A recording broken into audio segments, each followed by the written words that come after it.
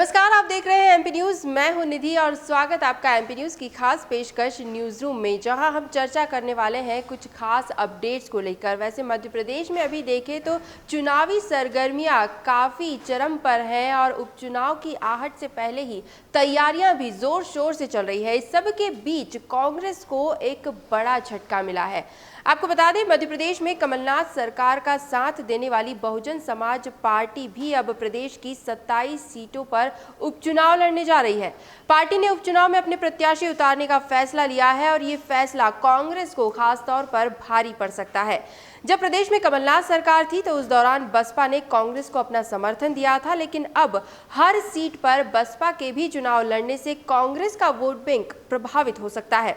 उपचुनाव की तैयारियों को लेकर बसपा नेताओं ने भोपाल स्थित मुख्यालय में बैठक ली, जिनमें तमाम वरिष्ठ नेता और पदाधिकारी भी मौजूद थे। इस बैठक में फैसला लिया गया कि प्रदेश की सभी 27 सीटों पर पार्टी उपचुनाव लड़ेगी और अपने ही प्रत्याशी उतारेगी, किसी के साथ गठबंधन नहीं करेगी।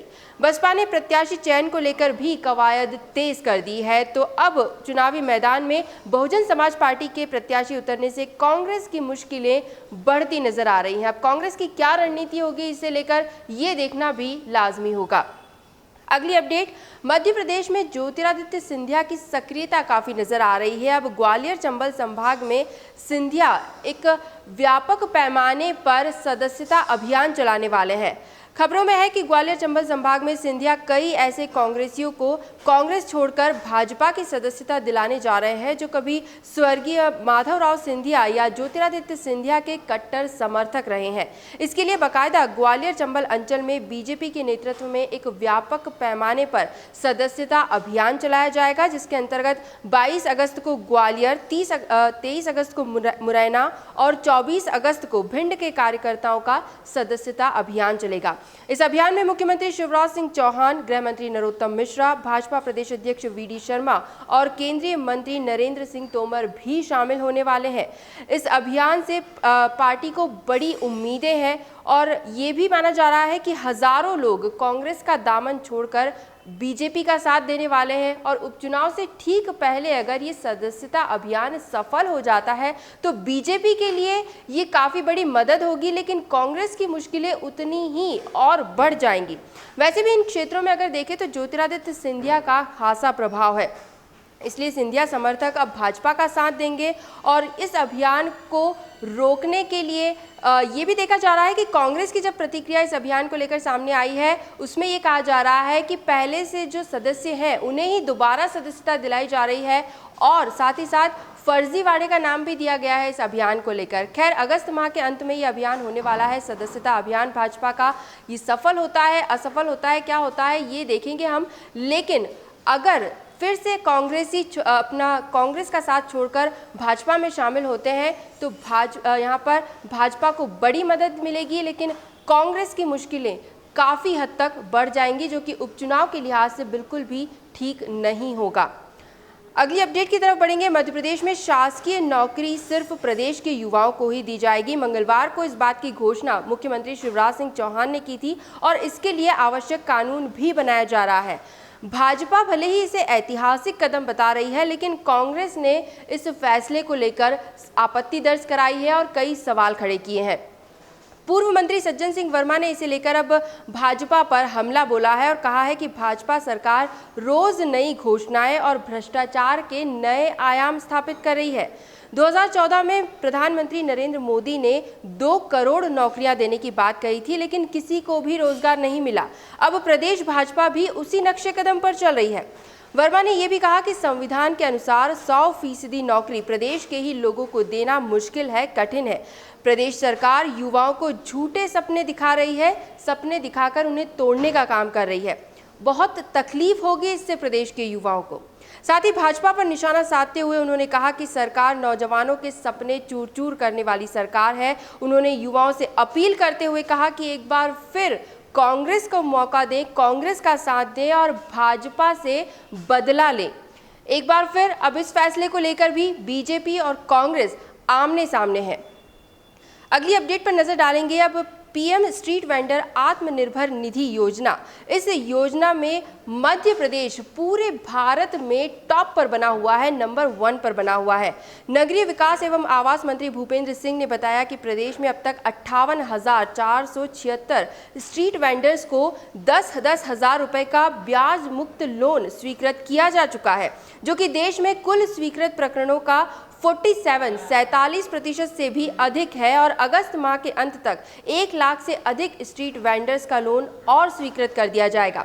इस बात की जानकारी मंत्री भूपेंद्र सिंह ने वीडियो कॉन्फ्रेंसिंग के माध्यम से की गई पीएम निधि योजना की समीक्षा के दौरान दी। उन्होंने ये भी कहा कि मध्य प्रदेश इस योजना में बेहतर कार्य कर रहा है और अभी 378 नगरीय निकायों में 8,78,000 स्ट्रीट वेंडर्स का रजिस्ट्रेशन भी कराया जा चुका है। कोशिश की जा रही है कि जल्द से जल्द अधिक से अधिक स्ट्रीट वेंडर्स का लोन पास किया जा सके। तो कुल मिलाकर PM street vendors Atmanirbhar Nidhi योजना के मामले में मध्य प्रदेश नंबर 1 पर बना हुआ है। अब बात करेंगे कोरोना अपडेट्स को लेकर। तो मध्य प्रदेश में कोरोना अपनी पूरी रफ्तार पर बना हुआ है। अब एक और कैबिनेट मंत्री कोरोना पॉजिटिव पाए गए हैं, जिसके बाद से हड़कंप मचा हुआ है।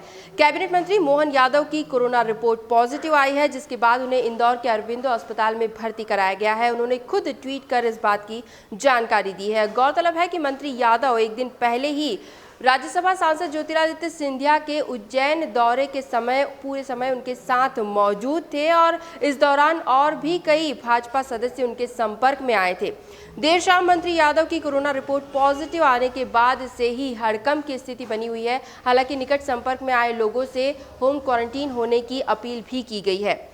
संक्रमण के आंकड़ों की हम बात करें तो मध्य प्रदेश में कुल संक्रमित 47,375 हो चुके हैं, जिनमें कि नए यानी कल के दिन में 990 प्रकरण हैं, वो भी सामने आए हैं।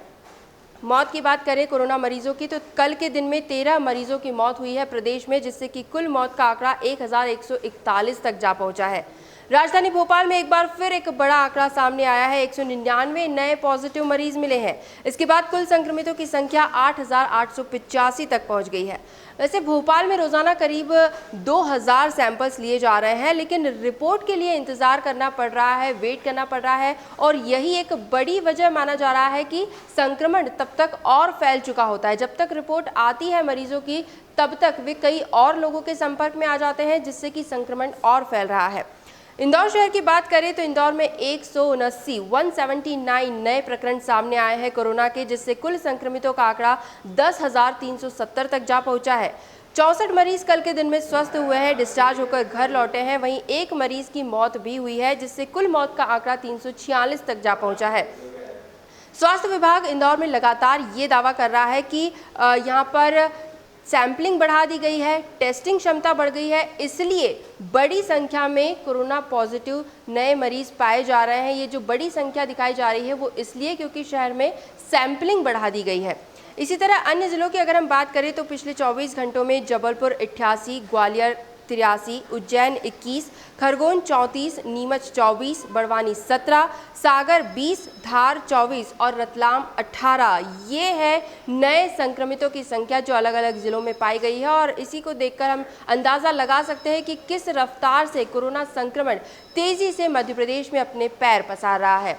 अंत में बात करेंगे मध्य प्रदेश के मौसम को लेकर तो मध्य प्रदेश में खास तौर पर विंध्य, बुंदेलखंड और भोपाल संभाग में भारी बारिश हो रही है, जबकि मालवा और निमाड़ के कई इलाके ऐसे हैं जहां पर अभी तक भी हल्की फुल्की बारिश ही देखने को मिली है।